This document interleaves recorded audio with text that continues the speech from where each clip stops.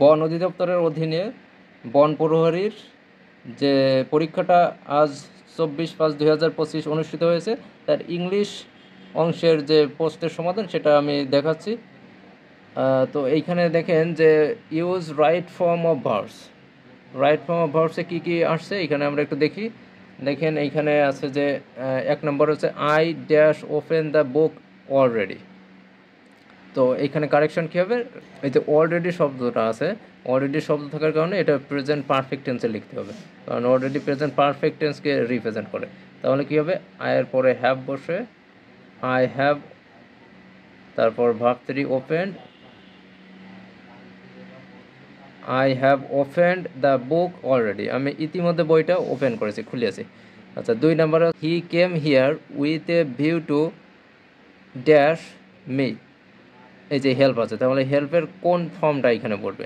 দেখেন এইখানে যে উইথ এ ভিউ টু আছে, আমি আনসারটা নিচে লিখি এখানে যে উইথ এ ভিউ টুর পরে আমরা জানি যে ভার্বের সাথে আইএনজি যোগ হয়, তাহলে ব্র্যাকেটের মধ্যে যে ভার্বটা আছে ওই ভার্বটার সাথে আইএনজি যোগ করতে হবে। তাহলে কী হবে, হেল্প থেকে HELP ING হেল্পিং। তাহলে he came here with a view to, সেখানে এসেছিল কী জন্য, উইথ এ ভিউ টু মানে জন্য, কী জন্য, হেল্পিং মি, আমাকে সাহায্য করার জন্য এখানে এসেছিল। ওকে, আবার 3 নম্বরে আমরা একটু দেখি যে one of the boys dash absent yesterday.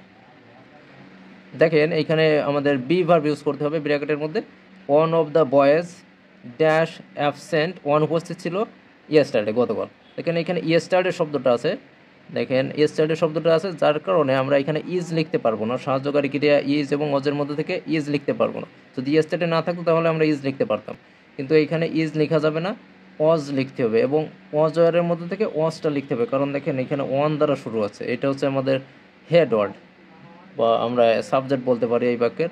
তাহলে ওয়ান ওয়াজ অ্যাবসেন্ট ইয়েস্টারডে, গতকাল একজন অনুপস্থিত ছিল, ছেলেগুলোর মধ্যে একজন গতকাল অনুপস্থিত ছিল। এই যে ইয়েস্টারডে শব্দটা থাকার কারণে এখানে ওয়াজ সাহায্যকারী ক্রিয়া বা ভার্বটা বসাতে হবে এখানে। দেখেন তারপর 4 নম্বর আছে স্টার্ট, তারপর গ্যাপ, আমাদের ব্র্যাকেটের মধ্যে আছে রাইট। তাহলে স্টার্ট, দেখেন পরপর 2টা ভার্ব যদি থাকে কোনো বাক্যে, তাহলে শেষের ভার্বটার সঙ্গে আইএনজি যোগ করতে হয়। এই যে স্টার্ট এটা হচ্ছে একটা ভার্ব, রাইট এটা হচ্ছে একটা ভার্ব, পরপর 2টা ভার্ব থাকলে অপেক্ষাকৃত শেষের ভার্বটিকে আইএনজি যোগ করতে হয়। তাহলে স্টার্ট কী হবে, রাইট থেকে কী হবে, রাইডিং, স্টার্ট রাইডিং, লেখা শুরু করো। স্টার্ট রাইটিং মানে কি, লেখা শুরু করো। যদি বলা হয় স্টপ রাইটিং, তার মানে কি, লেখা বন্ধ করো। আচ্ছা তারপর 5 নম্বর আছে ওয়ার দে, এই কোয়েশ্চেনটা দেখেন এইখানে একটু আপনাদের বুঝতে অসুবিধা হতে পারে। ওয়ার দে, এটাকে এইখানে আবার এরকম লিখেছিল যে রিরাইট দ্য ভার্বস, তার মানে পুনরায় ভার্বগুলোকে লিখুন অথবা সেন্টেন্সটাকে সাজায় লিখুন যদি কোথাও ভুল থাকে। তো এখানে দেখেন were they dash go yesterday, এইখানে এর আনসারটা কীরকম হবে আমি একটু দেখাই যে ওয়ার, এই যে ইয়েস্টারডে শব্দটা আছে যার কারণে আমরা সাহায্যকারী ক্রিয়া আনবো ডিড, ওয়ার ডিড, তারপর সাবজেক্ট দে, তারপর verb 1 go and then yesterday, yesterday yes. তাহলে where did they go yesterday. আচ্ছা এরপর আমরা দেখি ট্রান্সলেশনে যে কোয়েশ্চেনগুলো আসছে সেগুলো আমরা একটু দেখি। যে 12 নম্বরে ট্রান্সলেশন আসছে, ট্রান্সলেট ইনটু ইংলিশ, বাংলাগুলোকে ইংলিশে ট্রান্সলেট করতে হবে।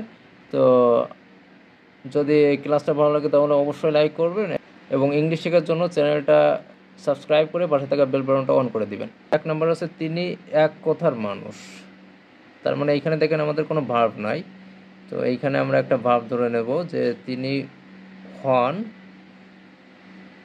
তিনি হন বা সে হয় এক কথার মানুষ, এইরকম আমরা এখানে ধরে নিব যেহেতু কোনো ভার্ব নাই। যে সে হয় বা তিনি হন, তাহলে সে হয় ইংলিশ কি, হি ইজ, সে হয় কি মানুষ, এক কথার মানুষ। এক কথার মানুষের ইংলিশ কি, এ ম্যান অফ ওয়ার্ড। এক কথার মানুষের ইংলিশ কি, এ ম্যান অফ ওয়ার্ড মানে হচ্ছে এক কথার মানুষ। তাহলে সে হয় এক কথার মানুষ, তার মানে তিনি এক কথার মানুষ, he is a man of word. 2 নম্বর হচ্ছে 10টা বাজতে 15 মিনিট বাকি। 10টা বাজতে 15 মিনিট বাকি। তাহলে এটা কি হবে যে it is quarter to 10, it is quarter to 10। এটার এই যে এই বাংলা সেন্টেন্সটার ইংলিশ কী হবে, ইট ইজ quarter to 10, 10টা বাজতে 15 মিনিট বাকি। আচ্ছা 3 নম্বর হচ্ছে আপনি কি একজন বেকার, কোশ্চেন করা হচ্ছে আপনি কি একজন বেকার। তাহলে এর অনুবাদটা আমরা কি করব যে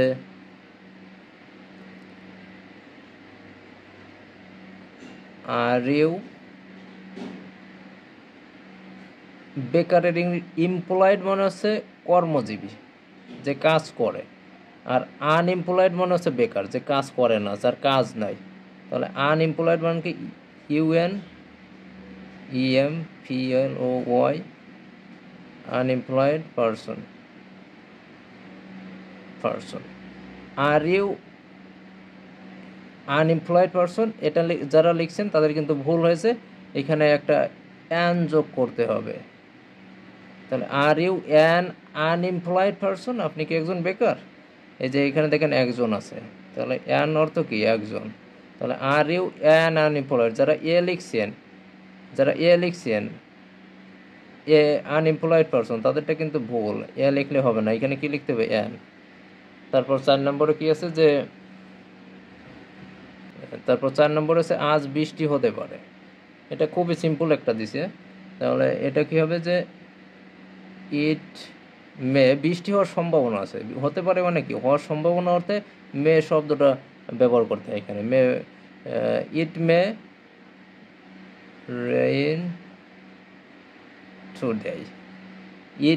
রেইন টুডে, আজ বৃষ্টি হতে পারে। তারপর 5 নম্বর হচ্ছে আমার মাথায় কাজ করছে না। দেখেন এটা হবে মাই ব্রেইন ইজ নট, সংক্ষেপে ইজেন্ট লিখতে পারেন, মাই ব্রেন ইজ নট ওয়ার্কিং, আমার মাথায় কাজ করছে না। ক্লাসটা ভালো লাগলে অবশ্যই লাইক করবেন এবং শেয়ার করবেন। ইংলিশ শেখার জন্য চ্যানেলটা সাবস্ক্রাইব করে পাশে থাকা বেল বাটনটা অন করে দিবেন। Thank you so much.